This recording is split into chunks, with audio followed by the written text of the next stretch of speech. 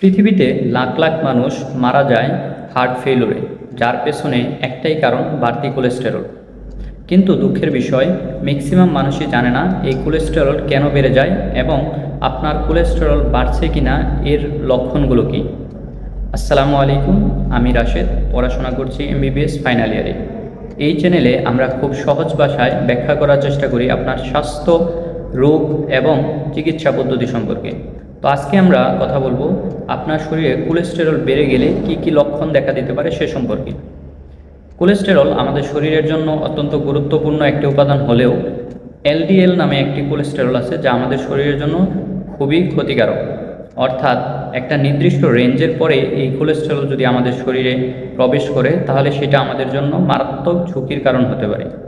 কোলেস্টেরলগুলো আমাদের রক্তনালীর ভিতরে জমা হয়ে আমাদের শরীরের বিভিন্ন অঙ্গ প্রত্যঙ্গের ভিতরে ব্লাড সাপ্লাইকে হ্যাম্পার করে। ফলে আমাদের হার্টে যখন ব্লাড সাপ্লাই ঠিকমতো হয় না তখন হার্ট ফেইলুর, ইস্কেমিয়া, এমআই সহ বিভিন্ন সমস্যা দেখা দিতে পারে। একইভাবে যখন আমাদের ব্রেইনে রক্ত সঞ্চালন কমে যায় তখন আমাদের স্ট্রোক হতে পারে এবং কিডনিতে রক্ত সঞ্চালন কমে গেলে কিডনিতে বিভিন্ন ধরনের সমস্যা দেখা দেয়। তো আজকে আমরা দেখব যে কোলেস্টেরল বেড়ে গেলে কোন কোন লক্ষণগুলো আপনার মাঝে প্রকাশ পাবে। প্রথমত, আপনার বুকের বাঁ পাশে একটা ব্যথা হতে পারে এবং এই ব্যথাটা অনেকটাই চিনচিন ব্যথার মতো হবে এবং মনে হবে যে আপনার বুকের ভিতরে কোনো একটা কিছু ভারী একটা বস্তু আপনার বুকের ভিতরে রাখা হয়েছে। এই ব্যথাটা অনেক সময় আপনার ডান কাঁধে অথবা ডান হাতে ছড়িয়ে যেতে পারে। আপনার অল্প কোনো কাজেই হাঁপানি হবে, অর্থাৎ শ্বাসকষ্টের মতো অবস্থা হতে পারে। আপনার কোনো কিছু ভালো লাগবে না, মাথা ব্যথা হবে, একটু হাঁটাচলা করলেই আপনার অনেক বেশি ক্লান্তি অনুভব হবে।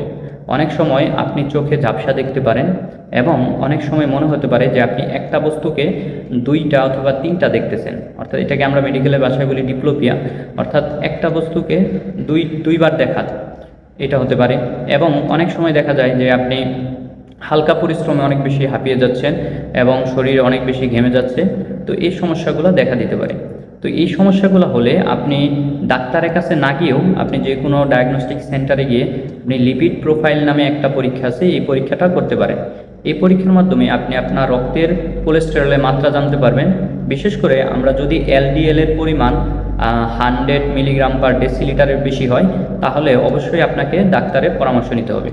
তো পরবর্তী ভিডিওতে আমরা কথা বলবো যে আপনার কোন কোন খাবারের মাধ্যমে কোলেস্টেরল বেড়ে যায় এবং কোন কোন কাজ করলে আপনার কোলেস্টেরল নিয়ন্ত্রণে আসবে এবং কখন আপনাকে অবশ্যই ডাক্তারের শরণাপন্ন হতে হবে।